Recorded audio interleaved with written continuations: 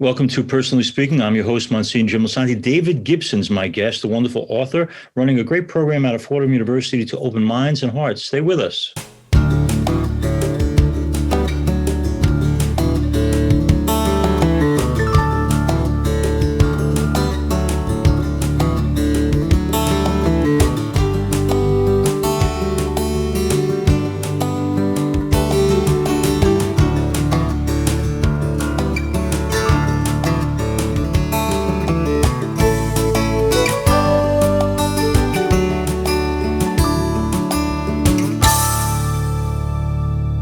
Hello and welcome to Personally Speaking. I'm your host, Msgr Jim Lisante, and David Gibson joins me now. David is the director of Fordham University's Center on Religion and Culture. He began his career in journalism in Rome at Vatican Radio. During that time, David covered many of Pope John Paul II's travels and the elevation of Pope Benedict XVI. Upon his return to the U.S., David wrote for media including the New York Times, the Washington Post, and the Wall Street Journal. He's also written for Catholic publications including America and Commonweal.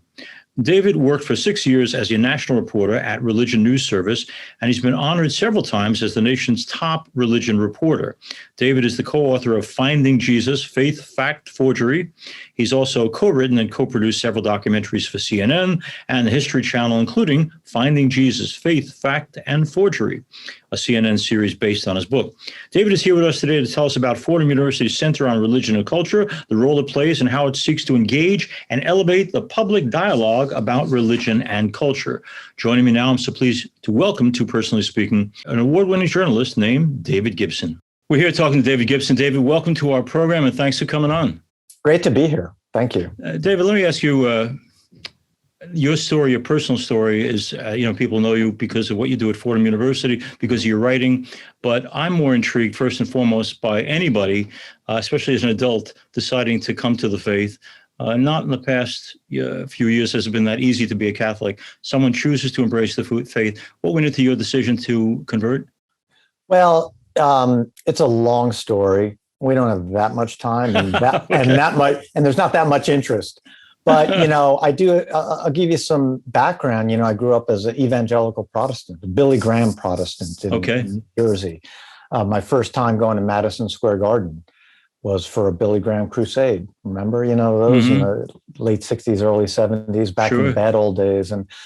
And my mom's still a wonderful evangelical Christian. So that's kind of the background I grew up with. And that's not an unusual migration, especially in the last 20 years of that kind of evangelicals kind of discovering the liturgical life of the church, the intellectual life of the church, of the Catholic Church, and those certainly drew me. But also, again, my quirky own story is that, again, it's a long, young man looking for his place in life and studied European history and I worked in Washington out of college for a couple of years, wasn't great. So I bought a one-way ticket to Europe, and I wound up traveling around Europe on my own for a year or so. And I wound up in Rome, and I was working, I could write reasonably, and I'd never studied journalism. And I got a job at an English language newspaper. I wanted to stay in Rome for a few months. I liked it. Hey, it's Rome. Right. There's the worst things to do with your life. You don't know what you do with your life. Hey, do this. So, I got this job at this English language newspaper, and but it was a very up and down kind of thing, mercurial kind of business. And someone said, well, they need somebody at Vatican Radio, in the English program at Vatican Radio. And I'm like, well, by the way, I'm not Catholic. And they say, it's okay. It's run by the Jesuits. they don't care, And no, this is serious. And I'm like, also, I come from New Jersey and I've never done radio. And but they said, don't worry, we can teach you. And, I always tell journalism students, look, and I'm sort of semi-serious, and a couple of them have taken me up on it and done well. But if you're ever, your career's at a total dead end, just travel to a foreign capital, because the talent pool for English speakers, native English speakers, is so shallow. So Vatican Radio hired me because they needed somebody to the English language program. And the way leads on to way. It was great. John Paul was Pope, traveled around with the Pope to many areas, saw the world from this different vantage point. Right. The universality of the church. It's stunning. When you go to Africa, Latin America, and you see the Mass celebrated, the same Mass, but in this incredibly different culture, it's so powerful. We can all be parochial, even nationally. And God knows Americans, not to criticize us, but we can think the Catholic world revolves around the 6%. We're the 6% of the global church, Got to keep it. And so that's the church that I saw from that vantage point. And after 5 years in Rome, four of them working for Vatican Radio, I formally left the employ of the church. A couple of days later, I was received into the church at the Chiesa di Sant'Anna, the parish church of the Vatican City in Rome. Wow. A friend of mine Dermot Martin, who later became Archbishop of Dublin, did it. He was a curial official at the time. And Catholic Church is very efficient when it wants to be. I'd never been baptized, because in evangelicalism, you only have adult baptism, right? Right. And so we did baptism, First Communion, and confirmation all in one Mass, 3 for 1. People would love to do that. I know, exactly. No, that's foolish. You got to spread out the parties, here in the States. But anyway, so as I say, the church can be efficient. The bottom line, it's a long story. It's a fun story. And then I came back to the United States and started my journalism career here. But, so many of those things I mentioned, the liturgical life of the church, the role, the Catholic social teaching, and see the way it played out in places like Poland and in Africa and in Asia. And it's, see that universality of the church. Sure. It was a place, and again, everybody's like, oh, the Vatican's that. There are a lot of wonderful people who give their lives in the Roman Curie, who serve there, And the people I knew, and also everybody comes to Rome from all these missionaries I would meet, I would interview, who literally were giving them their lives, the Jesuits in El Salvador at the time. I mean, Amazing stories. Their witness. So more than, and look, people say, why did you become a Catholic? I have a one-word answer: the Eucharist. Okay? That's why I'm a Catholic. That's why I stay a Catholic. And people say, oh, it's the Eucharist. That's not how I got there. That's where I wound up. Right. But you get there by an invitation. Yeah. By knowing people like yourself, right? Saying, look, and the church is or should be a place where you can come with all of your questions. Yeah. Like, why do you do this? This seems stupid. I don't, and it's a place I could come with my questions. I had wonderful priests take you out for the Borgo Pio for a meal, chat, listen. And then you're drawn in, you love the liturgy, you love all of these things. But at the end of the day, you come for the Eucharist, to my mind. That's why you come, and that's why you stay. And the other thing is, the last thing I say is, a lot of people idealize the church, and they're rightly scandalized when we do things wrong, when there are abuse cases, all of this. To a degree, I was kind of, I think, inoculated by that. I saw the wonderful side of the church. Yeah. But I also saw the less wonderful side. Right. To me, I'm a Catholic because of the Catholic faith and the church and the Eucharist. I know I and you, we're all, the place is full of saints and sinners and idiots and geniuses, right? Right. Nothing shocks me. And if somebody does something terrible, that's a pain. That's terrible. It's a terrible witness. It's not going to drive me from the church. So that's my story. No, I like it, David. Thank you for that. Related to the Eucharist, my first interview 100 years ago was with the film director Frank Capra, and he said, as a Sicilian immigrant, he realized that to be successful in America, you didn't want to be Italian, you didn't want to be Catholic. So he left the church and joined any number of other Protestant churches for a while. And he said, finally, his Lutheran wife woke him up one day and said, we're going to Catholic church today because you need to go home. And you're never going to be who you're supposed to be until you go home. And he said, when I asked the same question, well, what's different? And he said, all the other churches were fine, but nobody had the Eucharist. He Wow, said, that's a beautiful story. I never knew that. You and Frank Capra, you and Frank Yeah, Capra. exactly. Yeah. It is It's a wonderful life. I know. That's a great story. I love that one. And it's, and it is one of these things that's about going home. Yeah. And no one's going to drive you away from that, really. Totally agree with you on that. Let me ask you, David, this is a left field question, but it's typical of me. Most weekends, I get to do weddings. I probably do 100 weddings a year, but I don't like to have the last word in terms of preaching. And I always say to the couples, instead of me giving some generic talk on love and marriage, why don't you tell me why you love each other and why you're getting married? And they each write me an essay, some good, some not so good. But when it comes to Josephine, if you had a similar assignment, what has she got that made you say, of all the women in the world, this is the one I want to build a life with? And it's funny. She is a generous, mature person who doesn't think about herself first. Wow. And she's beautiful, and I'm drawn to her. And I got to say, I think I was always a reasonably smart student, got great SATs, good grades, and the whole thing. But man, it took me so long to understand so many things. I only fell into journalism, as I told you, by going to Italy. I didn't ever study journalism. Then I become a Catholic by accident at the age of 30. And I didn't get married till I was over 40, Wow. And there's the whole delayed vocation, the late vocations in the priesthood. There's something to that. There's something to, later in life, I think you recognize the real value, the real gifts in certain people. And she's beautiful and I love her. But, you realize when you're with somebody, that kind of commitment, you want somebody who's really mature, knows themselves. Mm-hmm. You know that? I think for me, what I had to learn, what took me so long to learn, was to learn to be on my own.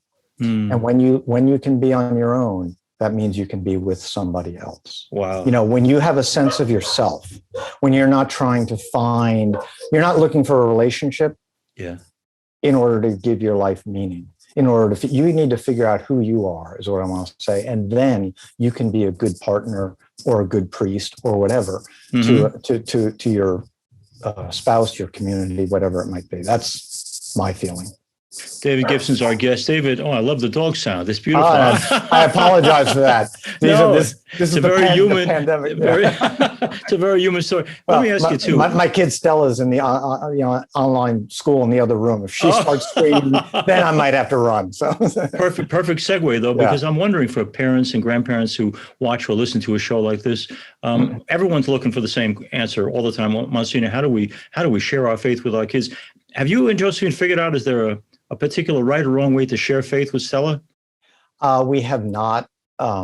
We do, say the prayers, and in small ways. I mean, really, it's really, you always care about other people. Bless this food to our body so that we may serve others. Even if we just say that before meals, that's it.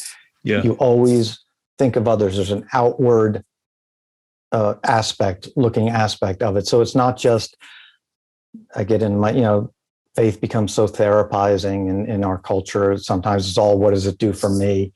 You know what it does? It's like marriage, like everything we're talking about. You know how it benefits you when you reach out, when you look for others. So trying to drive that home, I think that's really vital. Mm-hmm. And I don't try and beat her over the head with it at all, but just try to show her the community. Again, I'm lucky I work at Fordham. She comes in, she sees the wonderful people. I'm lucky, I know priests like yourself and all the people we know in common. I know wonderful people. I know wonderful Catholics. Yeah. That's how I became Catholic. Yeah. And that's by knowing people, the witness of other people. And to a degree, my wife's family, Italians, Brooklyn, the whole thing, they're all, that's their classic, classic cradle to grave Catholics. Right. The thing is, we're seeing less of that. To a degree, I'm a convert, and we can be the worst. We can be more Catholic than the Pope, as you see. But, to a degree, I think today we're all converts. The old default Catholicism, you're just going to do it. That wasn't always the best because you don't think about it so much. But now young people, they've all got to make a decision right? Yes. They're not just going to go by reflex and say, oh, because my mom wants me to do it. No, they're not going to do it anymore. So with my kid, I want it to be a mature faith that she's like, no, I want to go. Wow. And so that's what I'm hoping for. Right. You can help me out. If anybody else has any ideas, please call me.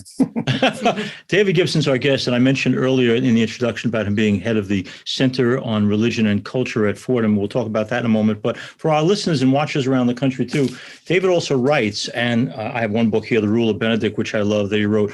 But here's the thing about David Gibson is he's smart and he understands intellectual, theological concepts, but we have lots of people in the church who know that stuff, but they can't put it into understandable, readable language. And that's David Gibson's guest, is that when you read his stuff, I guess because you're a journalist. Is that why? I mean, you're right. I appreciate it. I don't think so. I'm my greatest critic, so I don't know. And it's a struggle for me to express those concepts. And I appreciate it if you think I do.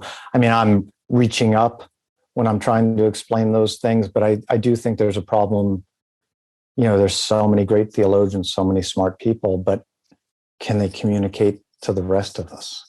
So if I can fill that gap, between that's a great thing.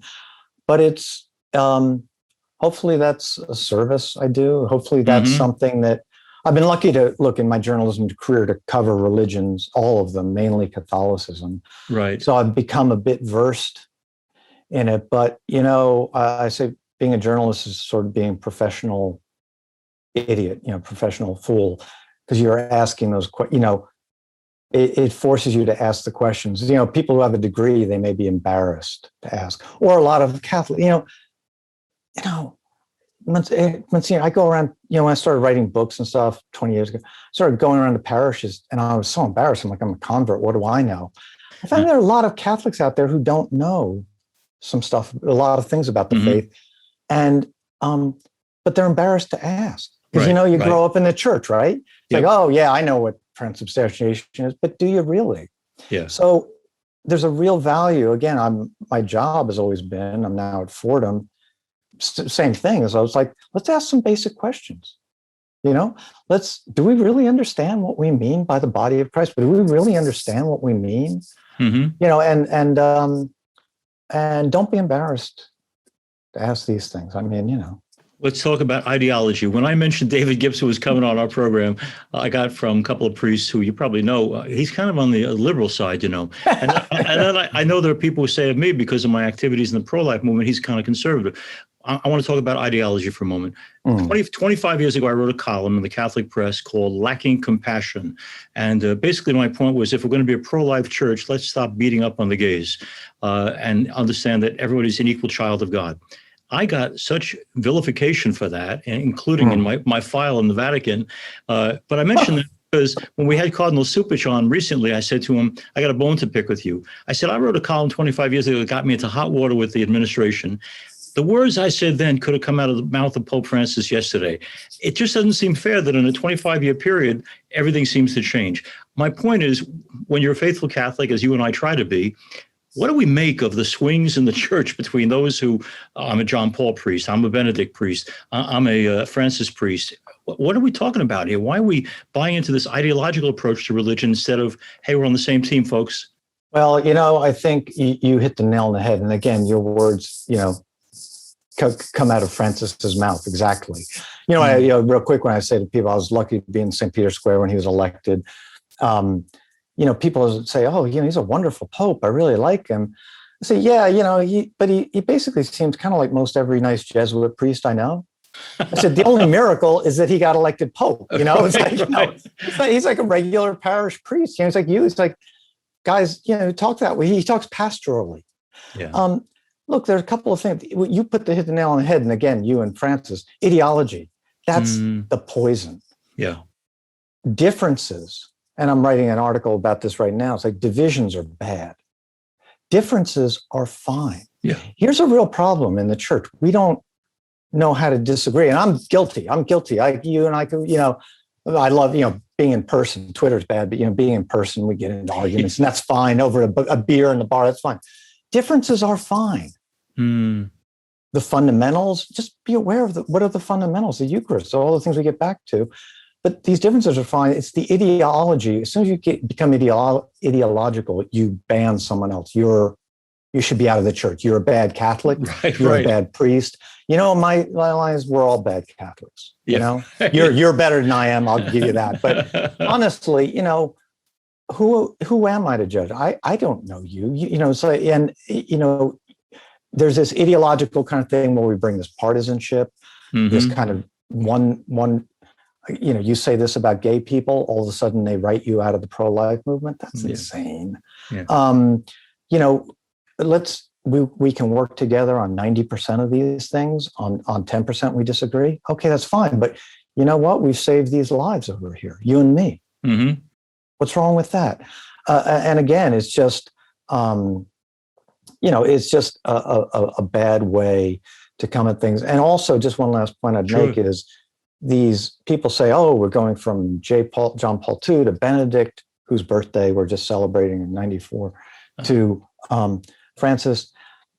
There's not that much difference between them. Not much more than, when you look, Francis isn't some wild-eyed liberal. He's got different views on things and great, but they're also hitting different registers, He's a more pastoral pope. Benedict's a theologian. John Paul, God, he was a philosopher, but also John Paul was, liturgically, Benedict and John Paul were on two different planets. I would see John Paul. I traveled all over the world, and he would celebrate masses that Benedict would never celebrate.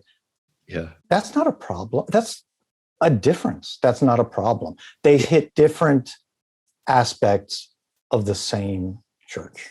Yeah, and thank God for that. I don't want that to change. I want those different aspects. I want to talk about, if we have a few moments, about cancel culture, and I want to get your read on it. I'm in a parish on Long Island, 4,000 families, very strong police, firefighters, that kind of thing. Great people. I'm seeing them in terms of the world of political correctness, not changing their hearts and minds by being told about, if you think this way, you speak this way, you're in trouble. I just see them going deeper and deeper into hiding, where, all right, if this is politically incorrect and this is going to get me in trouble, I won't ever say it, but I'll continue to think it. I'm not sure cancel culture is doing what it's supposed to do, which is to hopefully make people redirect in terms of the bad attitudes we have. What's your read on it? When does it get too crazy? It's, I think about this a lot, because especially coming from media, coming from a university setting, apart from the faith, my default mode is kind of, open conversation. You just disagree. Let's hear these things. Again, I don't want to cancel anybody. Yeah. I may think you're wrong. I may think you're an idiot or whatever. Right. You may think the same of me, and it's probably true. But, I want to have that conversation. But I think it really raises my hackles. I think it makes people afraid because of what you're going to say. You can, one little thing. At the same time, I think there are two things I would say about it. One is that cancel culture has been with us, if not under that label, for a long time. The church has canceled people. Right. Look at Colin Kaepernick, kneels at the national anthem. You may not like it, but look what happened to him, losing his career, the whole thing. This is something that happens on both sides. Everybody does it. Some group doesn't like Disney supporting gay families and they boycott them. Mm-hmm. They say, oh, we need to boycott them. Others say, we don't like, Nike shoes being made in sweatshops. Let's boycott Nike. Every, cancel culture, we have that instinct. I wonder if there's a bit of a American Puritanism that's creeping in there. That's really, that's a problem. I also think I would say on the lefty side, on the liberal side, it's becoming the way the powerless wield, try and force change. And I understand that. I've come to understand that with talking with people of color and women and gay people in the last year. That's really made me see it a bit differently. But the one thing I will say is my main problem is it's policing language. It's the point you got to. We're policing language so that I just won't say things. Right. But I'll still think them.